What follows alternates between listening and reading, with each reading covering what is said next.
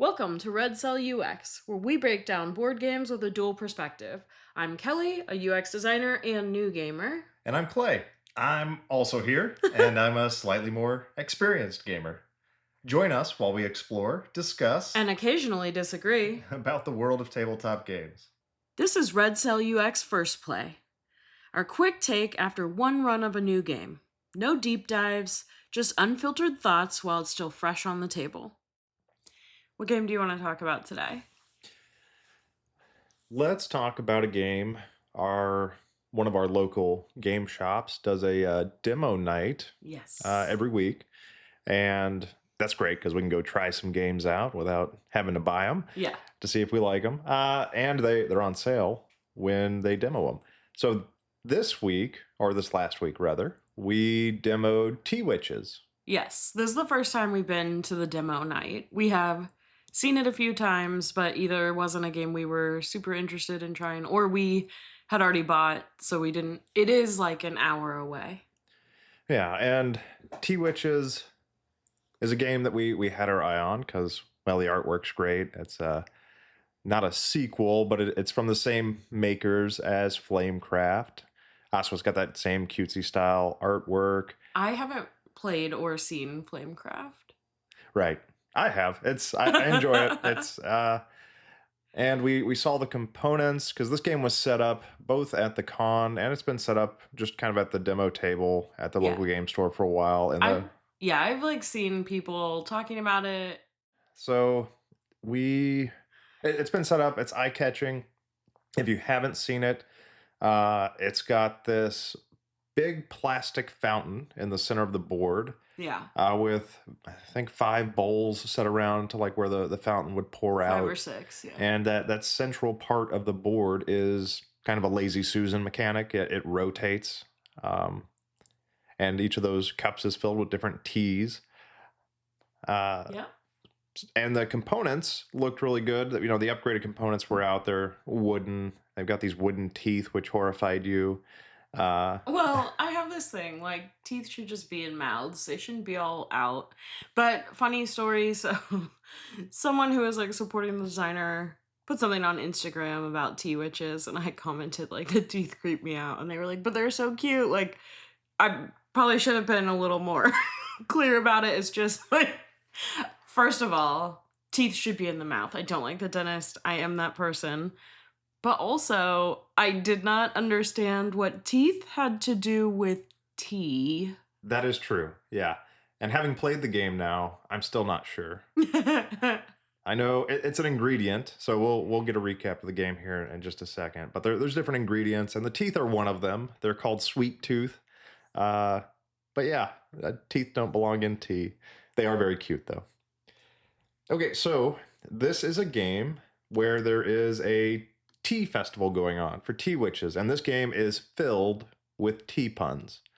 So what you're going to be doing in this game, the board is not a circle, it's a hexagon, right? 6 sides? Yes. Yeah, it's a large hexagon, and each of the 6 sides is a different region in this festival that has different abilities you can do, and each region has 3 worker placement spots that you can go to, where you'll get to take the main action of whatever that region is, but then each of the 3 spots will also give you a bonus, like a certain number of actions or a certain number of free ingredients, just different things depending where you go.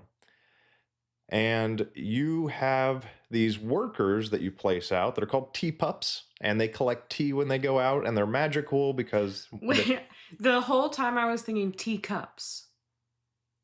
I think that's the pun. Oh. Yeah. But they're pups. Yeah. Like dogs? Yeah, well, they were like Okay. animals, right? Were they? Oh. Like no. with feet and running around.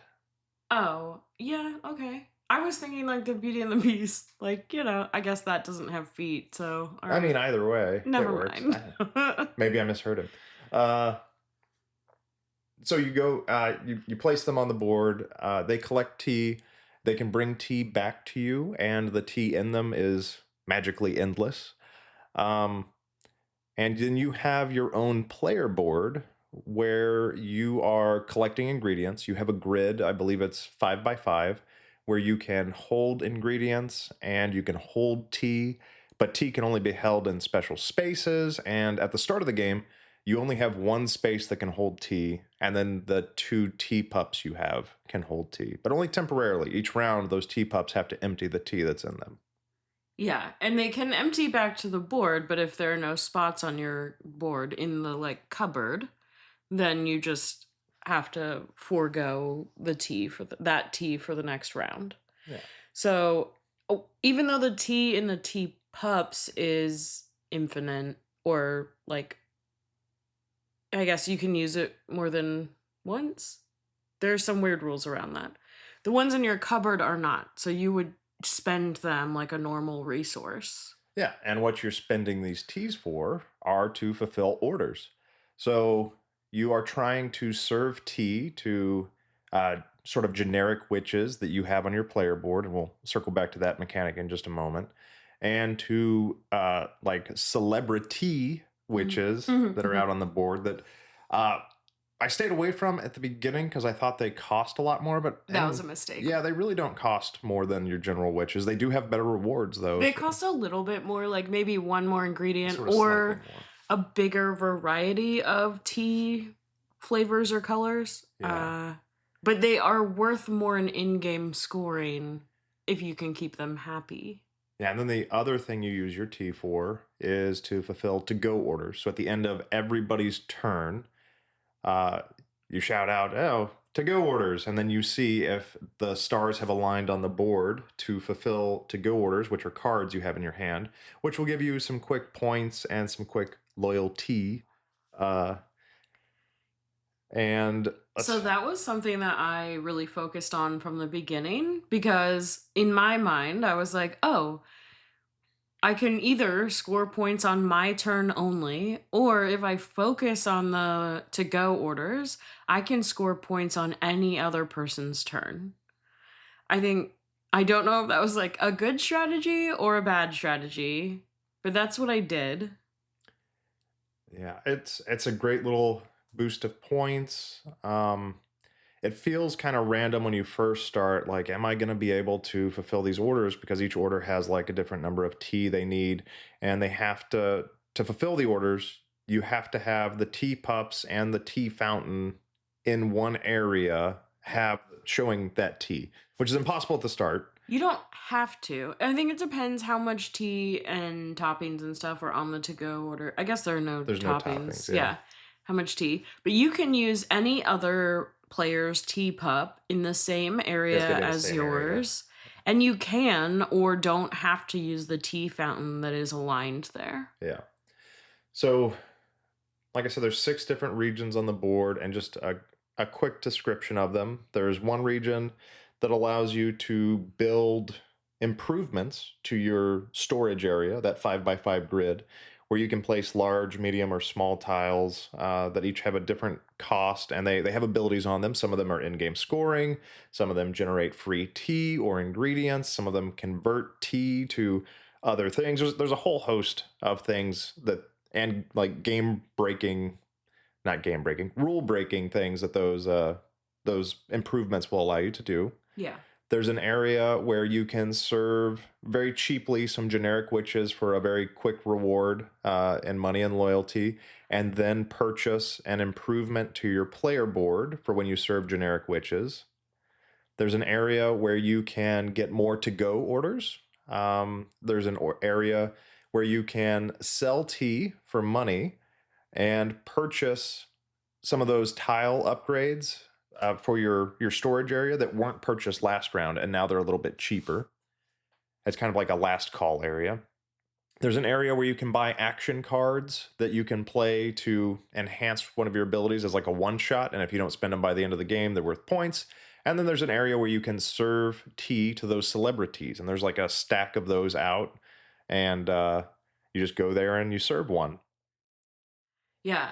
I really like the puns in this game. They made me laugh the whole time. So every like celebrity that you pick up has like a different name that is like a pun Oh, of an yeah. Even the to actual. go orders have Yeah. like punny celebrity names on them. Yeah, for sure. I think in the toppings, like you didn't really go into this, but the tea colors or the toppings, some of the things require both. The toppings are like either boba, which makes sense to me, teeth, which didn't make sense, but the person that we met at this demo night was like, oh, it's a sweet tooth. And I'm like, okay, well, that's not a topping that I want to put in my mouth, but still, I get it. It's related. And then an eyeball. Like, They're just an eyeball. there are some very subtle, like, Halloween-ish things. Like, there's a werewolf stall at this. So the whole thing is that you're at a Tequinox. Oh, the Tequinox. That's it. Yeah. Tequinox fair. And you have to prove that your kettle has the metal to win, is what the like thing says, which is fine. I mean, it was cute. It was only like so subtle that some of the Halloweenish stuff, I was like, wait, are we going with that theme? Is this a cutesy theme? There was like a little bit of. There's a little disconnect between like some of the Halloween. Like there was something that was like boo. I forget what it was, but Yeah. it just because the artwork's very cutesy. It's not very Halloweenish either. It's actually more like fallish and Yeah. I don't know, naturey. Yes. Uh, Maybe that's why I was thinking it was from that same designer as the other one that was like the Honey Buzz is the expansion, but I always try to like pick it up and it looks really cute at the store. It wasn't Everdell, it was something else. But anyway. So I think that was a good description. Tell us a little bit about the like push your luck mechanic. right. So the other mechanic I haven't talked about yet, those generic witches that are back in your player area. At the start of each round, and there's 4 rounds in this game, you have this deck of generic witches, and they're basically colored. I think there's 5 different colors of witches, and then like a trash witch. I don't know if that's actually what her name is, but that's what we were calling her. Mine didn't look like a trash witch. No, they're just trash people. No.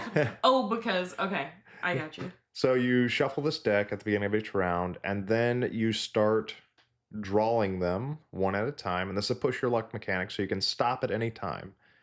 And each card you put out gives you some kind of benefit. It might give you an ingredient, it might give you money, it might let you look at the next card so you can decide what to do. It might be a familiar which has no color of witch and gives you an ingredient, which is nice. And basically, you can keep playing these witches out until you get 2 of the same. And if you get 2 of the same, you bust. And so on your player board, there's 3 slots for witches. And so the first 3 witches go in those slots, and then everyone after that is not in a slot. So if you bust, everything that's not in one of those 3 slots is just gone. You lose them. And all the benefits from it. Yeah, and all the benefits you would have gained from it. But those 3 slots are basically like protected. Yeah, and then things like turn order are based on how many witches you get. But then you can also serve those witches, which is nice because the more witches you serve, the more points you get at the end of the game. And what's cool is serving those witches pulls them out of your deck as long as you can keep serving them, which means that like if you can pull one of each color out, that you could play every card ostensibly on a turn. So towards the end of the game that we demoed, I think in this push your luck mechanic, I ended up being first player because I was able to put out something like 7 cards. But that's exactly what happened. Like I had enough of the colors up in the witches that I was serving that were loyal to this tea shop that I knew that there wasn't very many bad things or duplicates in my deck. I think there are some of the witches that say you have to put out 2 more cards or That's something the like trash that. witch. She forces you to draw more witches. Yeah, and so the loyalty mechanic, when you serve a witch, whether it's one of your generic ones or a celebrity, you get whatever reward they have printed on them, and then they come to your player board in the loyal customer area and they go face down. At the start of the next round, you have to flip all of those loyal customers face up. And then you have to serve them again by the end of the round, or they go back to wherever they came from. Yeah, so that was something I did not do very well. which is I started accumulating. I would just see what I could serve, and then I would serve them once. They would go into the loyalty thing. And then I had all of these witches. So they were out of the push your luck mechanic. But then every time I had to serve them. And for a long time, I was thinking, well, this isn't doing me any good because I'm just wasting resources having to like keep up with them. I should have just saved all my resources and waited till the last two turns to start like serving them. But I guess you can't do it that way. And then there are different end game scoring points for like the generic versus the celebrity witches. Yeah, the whole push your luck mechanic. I mean, it was fun. I love push your luck mechanics. Um, Do you? I didn't know that about you. yeah, I do. I mean, it has to have a purpose, has to be done well, but Yeah. uh, I don't know. It didn't. I don't know for as many rules as there were around it that it mattered all that much. I mean, it was nice to get bonuses, but it was like very minor bonuses, like one ingredient or one money. I don't know if that's true. Like the time I got out 7 cards, I just had ingredients and toppings for days. I had like a ton of money to start doing what I wanted, and I went first. But here's the thing, there are some parts of the game where I thought I would love to go first because all of the uh like meeple placement worker placement areas except for one on the board you can only put down once per round. So I am then taking like the best places if I go first.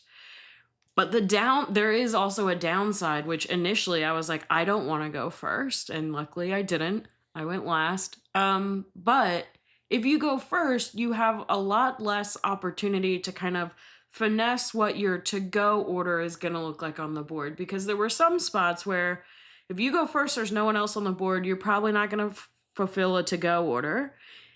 But there were other times where I would go third or fourth in the order, and I would say, oh, this is a line. I can turn the waterfall, the fountain, the way that I need it, place my meeple next to somebody that's going to fill my to go order, immediately get that 2 or 4 victory points, which my like general way of playing games because I'm new is like if I can see a victory point on the board, I'm gonna get it as soon as possible, and that's just what I'm gonna do. Like I feel like sometimes I think, oh, I'm killing Clayton, like he's totally losing, and then we hit the second or last round and you're like, here's my 5 million victory points. I'm like, oh, okay, cool.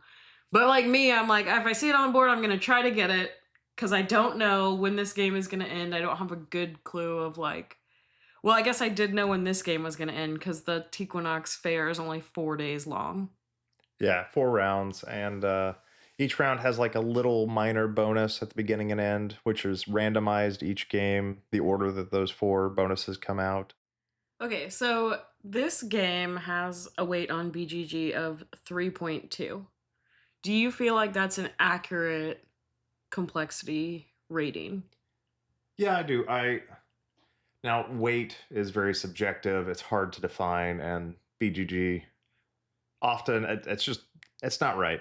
But It's not right for you. I think yeah, that's like a common issue. I'm not sure. Like if you look at some of the war games we have, and Yeah. then some of the Euro games, those war games are crazy complicated with persnickety rules, and they're rated at lower weight. Yeah, That's just very maybe subjective. they should have like a different rating for those because those are rated by wargamers. Yeah, that's true.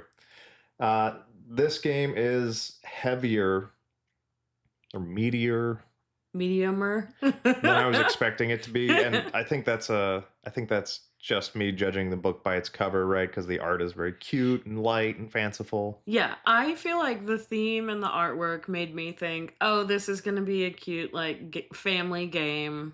Easy. It was fairly short. Well, I don't know if it was short. We didn't actually finish in the 2, 3 hours that we played. Yeah, it was longer than I thought it was going to be. It's listed as 30 minutes per We player. did not hit that mark. I think there are so many options and ways to do it that you end up thinking a long time before each move. And so it does take longer than that, maybe. Yeah, each move is a little multifaceted and setting Yeah. you up for the next thing. And if somebody's AP prone, this is definitely a game where you just have to sit there and watch them take their turn. There's nothing really you can do during another player's turn except plan yours. Wait, what's AP? Analysis paralysis. Oh, okay. I was thinking AP classes like in No. school. I was like, if you're great. Yeah. So that's a person that will sit there just taking forever on their turn because they're like trying to figure out what to do. Yeah. Um, I think there also was no player's aid that I saw that was like, here are kind of your options. well, it did have a player's aid, and I told you all about in-game scoring, Oh, and right, right, right. I told you what all the symbols were, which was really nice. The one thing it was missing, which was weird, is that there are actions on the board. There's these lightning bolt symbols you can get, and there's only three things you can do with the action, but those three things are written nowhere. Yeah, It's not on the player's aid, it's not on the board. You just have to remember it. Now, it's not hard to remember, but it seems like a weird little oversight. yeah. And I know that like the end game scoring was on the back. Maybe you didn't look at it for a while because you're used to playing games. So you're like, oh, I get how this works. Yeah, that did mess me up a little bit for in-game scoring because at some point, maybe like halfway through the game, I was like, man, maintaining all these loyal witches, like they barely give me any bonuses every time I feed them tea. So I'm just gonna stop serving tea. Like, what's the Yeah, point? I think halfway through, you even announced it to the whole team. You were like, I'm going to stop serving witches. And then you didn't really serve anymore. You Yeah. just like buffed up your storage area. Yeah, well, I saw some in-game victory points in the storage area where I could get a ton of points. And so I just focused on that and I did wind up getting a ton of points. But if I had looked at the in-game scoring or remembered the teach, I could have remembered or seen that the witches were actually worth victory points at the end of the Yes. game. And Dave, our instructor, he did say that. I know because I definitely heard it and was like, I'm going to focus on that. Oh, he did. And yeah, shout out to Dave. He taught this board game to us. He was great. Yeah, he's a great teacher. He's very organized. He practices, he makes his own flow charts, he summarizes the rules I for know. himself and prints it out. I loved it. He was showing me some of the flowcharts for even other games he brought, and it was amazing. And he had just read the rules the night before, just got his copy, read the rules the night before this. So he hadn't actually played it before. And I think that is like really difficult. He did an amazing job.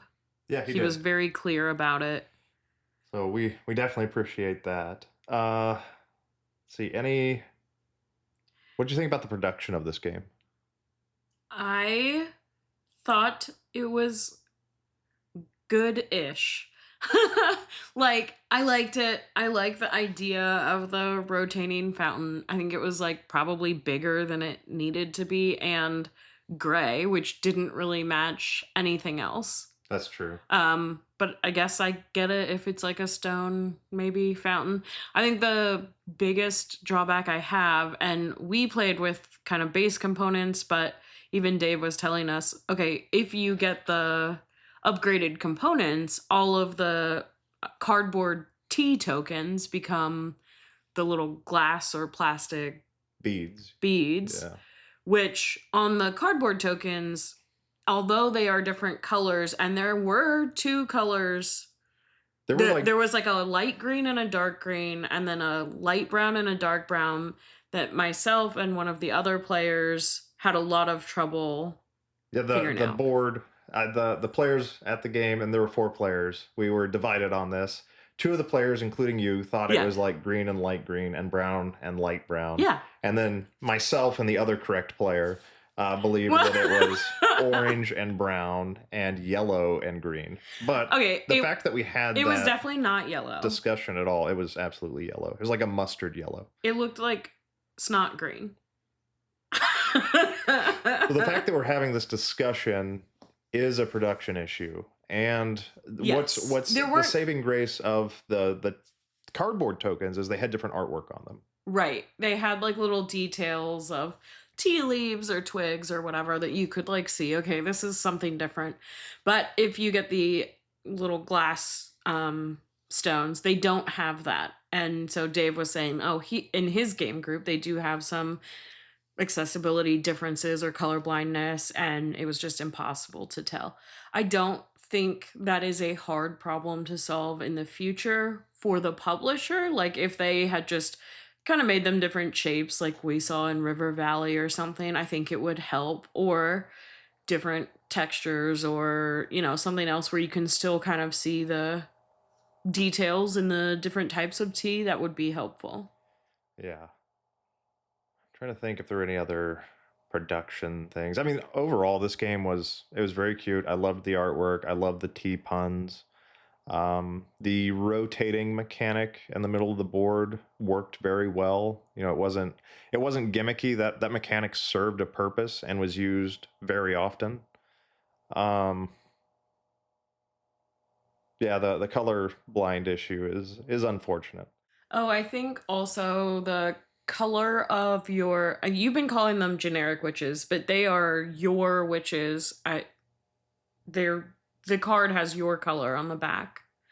Oh yeah. There's a lot of detail on that card, and the only place you can tell a difference between everybody's is one kind of like banner ribbon, which has, again, like no texture. It is definitely very hard to tell the difference between them, even if you're not any level of color differences. So I think even me, I was like, hold on, like, this is mine? How can you tell?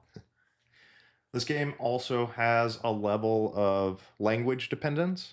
There are plenty of symbols used around the board, and they're all very clear what they do. It's easy to tell what the symbology is, but there is just plain English written on the board for the action spaces, English written on the different tiles that you add to your storage to tell you what to do. So I'm sure this is localized for different areas, but just keep that in mind too. There is a language dependence in this game. Yeah, I would say it's pretty big. And then on your specific cards, there were a lot of pieces of information like the cost, the reward, what kind of tea they would want to fulfill their order, some amount of language for the push your luck mechanic. And then there was an icon. And I don't know if you remember this or noticed it because I didn't call it out, but I'm looking back at the photos right now. There are icons of like a ship wheel and the what is it called? Like this thing, what are those? Scales? The scales that honestly have nothing to do with the word, the theme. You didn't need to use it. Like, do you remember seeing either of those things? Not at No. all. Yeah. So, like, to me, there was a lot of visual complexity that I had to kind of wade through myself and spend a lot of cognitive load to say, this is what I'm going to focus on. This is what's important. There was not that like hierarchy of information that I like to see in the icons. But all of that to say, like, that could have been a choice they made on purpose to kind of obscure some of what you were working towards. I don't know. Do you feel that the gameplay was varied or complex enough to like have staying power? That's a good question. Because the randomness of the setup is not very big. You've got some tiles that get shuffled, cards that get shuffled. The round bonuses for the 4 rounds are random each game. Yeah, but there are only 4. Right, like, there's I only would 4. love to see an expansion that changes the 4 days of the fair and the like rewards at the end of the round and stuff. Yeah, and I'll say they weren't like overly significant. I was never like, oh, my whole strategy depends on getting that round I think bonus. there was one that was important, and then the rest of them I didn't even use. I was like, oh, I can't use that. I can't fit it in. So I'm not gonna. It was like you could sell a color of tea to get $1 or something. Yeah, yeah. I was like, no, thank you. I would say if somebody in our gaming group had it, or if we like went to my sister's house and she was like, hey, we have this new game we love. Do you want to play it? I would play it. I wasn't bored. Yeah. No, I was engaged. But I also wouldn't buy it for our collection. Like, does it make my top couple hundred games that I'm going to fit it in this room? And no. No, I mean, I love the artwork. It was a little, like I said, it was a little heavier, a little slower than I was expecting. Yes. And that might have just been a artifact of it being our first time playing. Yeah. But the teach was very good. I didn't feel confused about the what I teach was was doing. great. We were in a very loud room with others playing different games. So part of it was a little bit of like, oh, I've got to listen, and then there's a little bit more. Yeah. What about the paths to victory? Did you feel that that was varied? I did. I think there are some games where I know, oh my god, I'm gonna lose. There are some games, I think at the end game scoring, I was in the middle of our pack. I did not feel like, oh my gosh, I gotta figure out how to play board games. Like, I was able to keep up. There were enough ways to get points that it was like pretty varied. There was the thing that I like is there was a way to tell how other people were doing without seeing every one of their cards.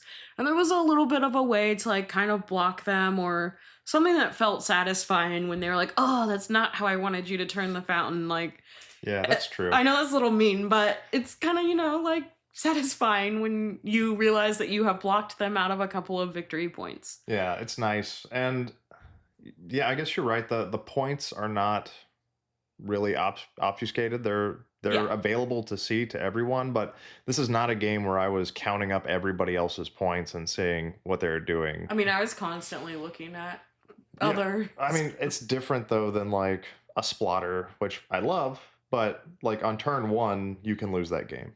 Right. And my mother will never be playing Food Chain Magnate with you ever again. Is that a splatter game? That is. Yeah. Okay. Yeah. I knew it. It's also great. I mean, I Highly like the recommended. artwork on that. But anyway, yeah. So I think staying power, it has replayability for me. Yeah. I think there would be enough variation. I'm not going to go buy it because there are so many other games on my want to play, want to watch list. It's just not going to make it up there for me. Well, and the Teefs. I don't like that at all. That's so creepy. I mean, they're cute, but also keep the teeth in the mouth, people. Like, it could have been literally any other topping. No teeth in my tea, please. Oh my I gosh. think we'd be more upset about the eyeballs, but I'm not. It's a teeth thing. Like, I think I heard someone else say it earlier this week. Bones should stay in your body. They should not be visible.